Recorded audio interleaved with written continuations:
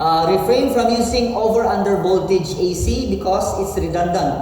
Remember, your grid tie can do up and down. So kana imuhang over-under voltage AC in, wala na gamit. Avoid inline watt meters nga mudagan except for the meter sa imuhang Noreco kay ilang lang tested. Kanang mga Chinese made nga mga inline watt meters, it will affect on your system. Refrain from using AVR because on normal case it's not useful because again, grid tie, it will go up and down. Let the hybrid manage your load under the backup para dili magguba, not the grid input. Okay? And the most important thing is baseline everything. That means you have to run everything at full load and then you check. Okay? Because importante na siya kay there's one case nga I think I was in Bohol. Once siya nga na siya set up. I-set up niya ang balay. First design sakto. Unya karon kay na wala man ang tagiya, kanina tinisolar, watay bayaran ng kumuntag. So may palit og appliance. Apil appliance. Pag apil sa appliance, mo trip ang breaker. Magsigig trip. So tawag installer. Ngano gusto na ako ni ilisa ng circuit breaker kay mag-trip kung paandaron ko ning appliance. So what the installer says is, ma'am, wala na sa design. If you want if you want to have that appliances, then we need to increase our inverter. Ayaw niya kay gasto. So the installer left. Then after that, gakuha og electrician dong ilisi guning 32 amps, butangin gunin siya og 64. So pagdagan nag-trip karon, not only trip but the hybrid inverter got damaged. Gitawag ang original installer, di ba? So the original installer came in and say, ma'am, ngano man imo man giilisan? Wala man ni sa contract. Okay? So if you don't have that documentation, mobalik na sa imuha. Because we're going to do that here. Okay? So prevention means always minimize the work for live electrical systems. Comply with permitting requirements. Always assume that equipment is live, especially on electrical systems, di ba? Mo na sa mga electrical engineers mo ginay siya pero mura mo ni mantra na always assume nga live na imong gitrabaho. Suspend work and seek safety refuge in a threat of lightning. Nakita na to na bisag gauwan gataligsik sila kay wala na daw gatrabaho. So those are safety hazards. De-energize, isolate, lock and tag. Normally sa mga siya sa mga dagko nga equipment na makibantayan nila na ilahang na ay red ang ilang padlock to ensure na ay go work. Okay?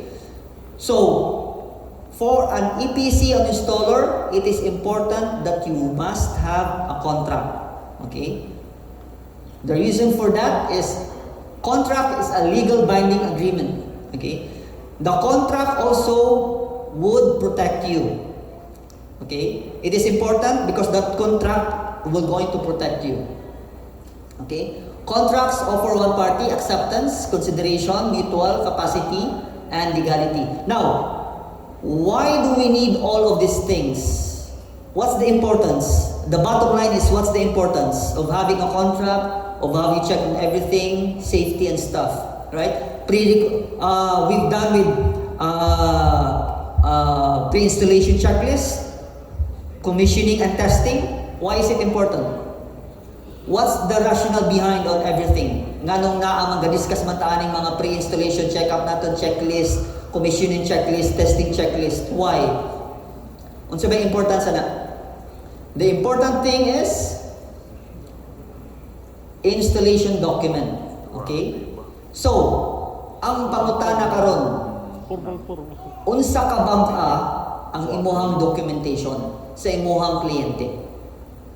Yung may isa yung nakatao yung sa For day-to-day in Indonesia, we will Dito, contact them. That's how thick it is for a very meticulous installer in Indonesia. Okay na diya sa atin. Ganun kakapal, di ba? Because one, unsa may mga suludan na? Contracts, licenses, data sheets, manual, anything one, ila pa nang say the parallel. They're going to take a picture and length just to ensure na nobody is trying to touch their system. Unsa ka bang sa kabling nga gigamit? Picture. Giun sa pag-test? Picture. Pirma ang electrical engineer sa iyang design, ilang license, everything. Everything is there if you could check, right? For day-to-day in Indonesia, See? we will contact them. It would only take a single 1 second for you to document your work. And they're going to place it everything. That's why ganyan kabaga ka ang ilang installation. And it is given 3 copies. Okay? 1 from the installer, 1 from the client, and 1 for safekeeping. Now, why is it that we need to have that 3 copies? So, the documentation basically ensures safety. It facilitates compliance, support performance and efficiency, aids in maintenance and repairs, warranty purposes, diba? Provides the records of the system owner, diba? Facilitate interconnection with the grid, increases property value, and most of all, help with future modification. Can you imagine kung wala kay documentation kung saan mo niyo pag-upgrade? Di ba? Mangutan na ka permig. Kitsa may gabuhat na ni. Ay, wala na sir. Mihawa na. Kung wala documentation, magdugay ang maglangan ka kay you have to check again everything and document again. Di ba? But if you're an EPC and you have a proper documentation, it's easier for you to track everything. Okay? So that's why it's very important. Some knowledge check. Okay. Now, in here, we come up with the same thing as for support page. I hope you've already taken a picture of this. So, same thing, the warranty. Okay, demo account. And the most important thing is, di ba makita nimo, as what one of the famous person says is that if you are into this business, it must be that your skill